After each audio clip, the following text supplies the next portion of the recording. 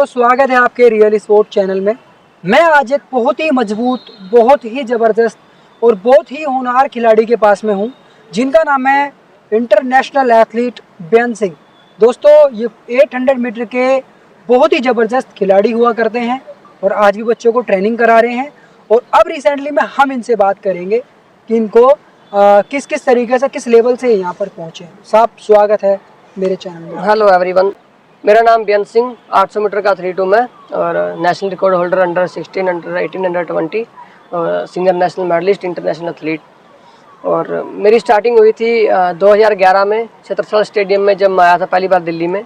उस टाइम पे मेरे को पता नहीं था एथलेटिक्स के बारे में और इवेंट वगैरह कैसे होते हैं। मैं रेसलिंग के लिए आया था। सुशील कुमार जो ओलंपिक मेडलिस्ट है, वो मेरे को लेके आए थे। तो वहाँ पे आके मैंने देखा ट्रैक पे बच्चे भाग रहे थे, उनके साथ मैं भागने लग गया। तो मेरा थोड़ा इंटरेस्ट बन गया। तो 1-1.5 महीने के बाद ही दिल्ली स्टेट थी, तो उसमें मेरा अंडर 14 में सिल्वर मेडल आया था। तो उससे मेरे को लगा कि मैं अच्छा कर सकता हूँ। और फिर रावत सर है जो DDA की एकेडमी थी, उन्होंने मेरे को देखा कि मैं ठीक कर सकता हूँ, तो उन्होंने मेरे को अपनी एकेडमी में ले लिया। तो 1 साल के बाद ही फिर मेरा नेशनल में मेडल आने स्टार्ट हो गए थे। और तो ऐसे ऐसे मतलब आपका शुरू हुआ? हाँ जी। जैसे कि आपने 2011 में शुरू किया था स्पोर्ट्स, आपने किस पर्पज़ के लिए शुरू किया था? उस टाइम पे कोई ऐसा कोई पता नहीं था कि ओलंपिक्स क्या होते हैं, जहाँ पर कॉमनवेल्थ, ओलंपिक, ये सब चीज़ें क्या होती हैं। बस ये था कि भागना है, मतलब एक दौड़ के पर्पज से कि हाँ भागेंगे किसी के साथ, जैसे बच्चे भाग रहे थे उनके साथ भागेंगे, जीतेंगे। लेकिन ये नहीं पता था कि कंपटीशन क्या होता है, कैसे कम्पीट करना है, आगे कैसे जाते हैं, कैसे सिलेक्ट होते हैं आगे। अच्छा, ये सब कुछ नहीं पता था आपको? नहीं, मतलब ऐसे ही कूद गए? हाँ, इसमें मतलब ऐसे ही, जैसे बच्चे जैसे अभी भाग रहे हैं तो ऐसे आए। तो अभी ये नहीं था पता कि इसके बाद हम कहाँ जाएंगे, कैसे कैसे क्या करना है। बस भागने लग गए कि इन बच्चों के साथ भागना है। चलो कोई बात नहीं, मतलब घोड़ा चाल चली और भाई शेर चाल तक पहुंच गए। तो दोस्तों, इसे कहते हैं एक नॉन टारगेट। और उसके बाद जब मार्केट में कूदे तो टारगेट बन गया, और टारगेट बना तो इतना बड़ा बना कि मतलब खुद को भी नहीं पता इंसान को कि कहाँ पहुंचना है मुझे। इंटरनेशनल लेवल पर मेडल दे दिया दोस्तों। अब हम बात करेंगे आपके सबसे पहले नेशनल गेम्स की।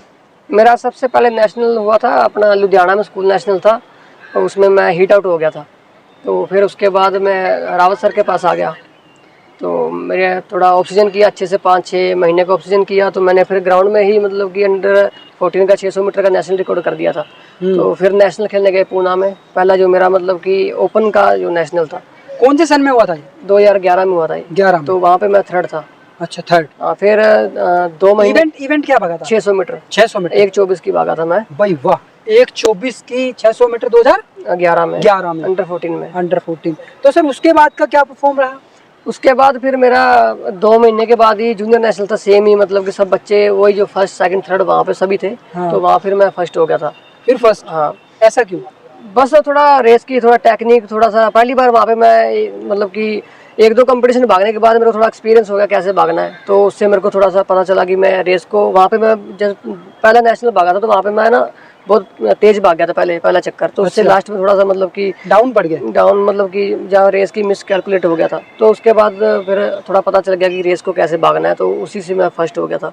अच्छा, तो सर अब हम बात करते हैं 2000 आपके नेशनल के गोल्ड मेडल तक पहुंचने की बात करते हैं। मतलब आपका सबसे पहला नेशनल मेडल, गोल्ड मेडल कब लगा? गोल्ड मेरा जैसे बताया कि मैंने 2011 में आ गया था, मेरा पहला 3rd था। उसके बाद फिर 2-3 महीने के बाद जूनियर नेशनल हुआ था लखनऊ में। लखनऊ तो उसमें मेरा गोल्ड हुआ था। गोल्ड हुआ था 2012 में। तो अब हम 2015 के लेवल पर बात करेंगे। 2015 में आपकी परफॉर्मेंस कैसी रही? 2015 में मेरा सबसे पहले इंटरनेशनल मेडल आया था यूथ एशिया में। लेकिन उससे पहले मेरा सीनियर नेशनल में मेडल आ चुका था, ओपन नेशनल हुआ था 2014 में, और 151 की भागा था मैं। और 2015 में फिर मेरा 149 भी भागा था मैं जूनियर फेडरेशन कप में। 149? अच्छा सर, जैसे कि आपने 2015 में जो एशिया में मेडल दिया था, इंडिया का वो कौन सा नेशनल था? और मतलब उसमें आपका पहले ही मेडल था या फिर उसके पहले भी कोई खेल चुका था? 2015 का जो मेरा इंटरनेशनल था, उससे पहले मेरा अपना यहाँ गोवा में हुआ था नेशनल, यूथ नेशनल, जिससे सिलेक्शन हुई थी मेरे इंटरनेशनल के लिए। अच्छा। तो लेकिन क्वालिफाई तो मुझसे पहले ही कर चुका था सीनियर लेवल पे। सीनियर लेवल में क्वालिफाई आपने कर दिया था। दोस्तों, एक वो एथलीट हैं जो कि एक ग्राउंड लेवल से उठ करके, जैसे उठते उठते चले गए, अपनी परफॉर्मेंस को अप करते हुए चले गए। तो जैसा कि आपने इंटरनेशनल लेवल के लिए क्वालिफाई किया था, वो कौन से उसमें किया था? ये 2015 में किया था, यूथ नेशनल में गोवा में हुआ था। अच्छा, टाइमिंग कितनी थी इसकी? उसमें 153। 150 मांगी कितनी थी? उसमें 154 मांगा था कुछ। 154 यानी कि 1 सेकंड से डाउन थे।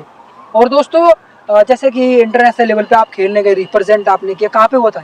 ये हुआ था कतर में, कतर 2015 में। अच्छा, तो उसमें आपकी क्या परफॉर्म रही? उसमें मेरा गोल्ड था, 152 की मैं भागा था वहाँ पे, अकेला ही रेस मतलब लीड करके भागा था मैं। 800 मीटर। हाँ। अच्छा। और रिले में सेकंड थे।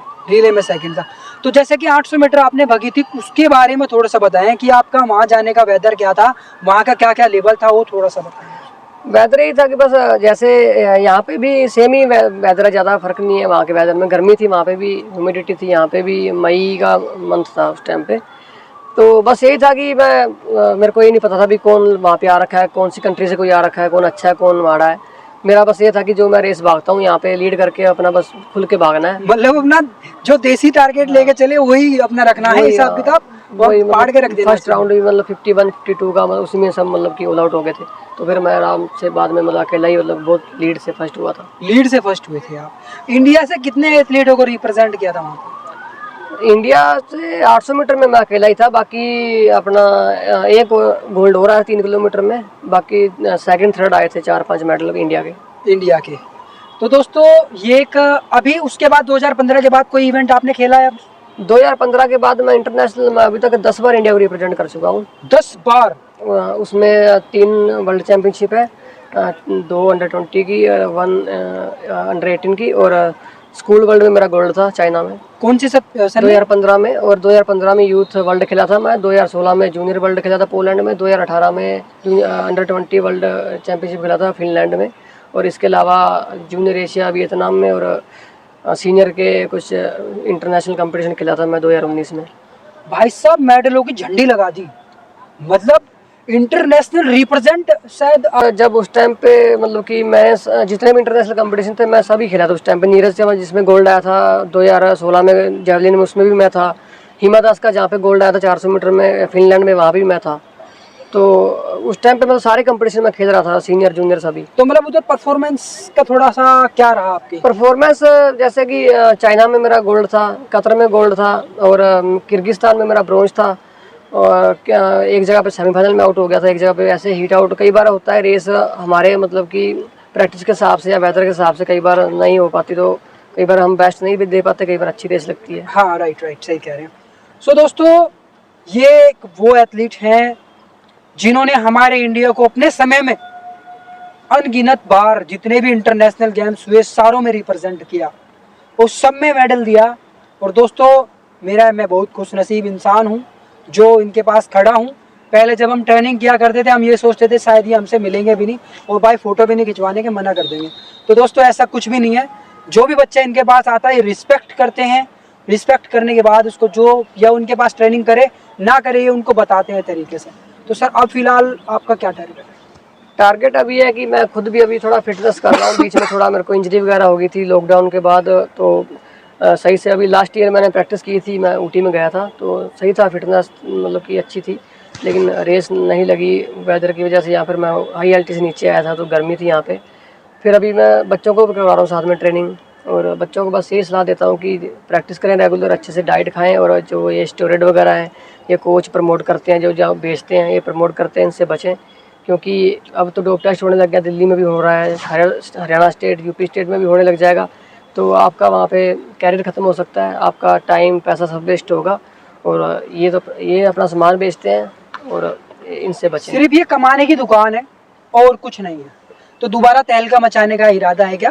बिल्कुल खुद भी कोशिश करेंगे और अगर खुद से जितना हो सकता है करेंगे, नहीं तो बच्चों के कुछ मतलब कि कोशिश करेंगे बच्चों को ट्रेनिंग दे के वो अच्छा करें और नाम रोशन करें अपना भी और अपने माँ बाप का भी। तो बारे में हम आपको दिखाते रहेंगे ऐसे ऐसे कोच। हम इनको कोच नहीं कह सकते, मैं इनको प्लेयर ही कहूँगा, भले ही बच्चों को ट्रेनिंग कराने पर, लेकिन उनके साथ खुद भी ट्रेनिंग कर रहे हैं। तो दोस्तों मिलते हैं नेक्स्ट वीडियो में। Take care bye. अगर आपको इनके बारे में कुछ अधिक जानना है तो हमें कमेंट कीजिए और हम लोग आपकी नेक्स्ट स्टोरी में वो सब चीज़ दिखाएंगे। धन्यवाद, मिलते हैं अगली बार।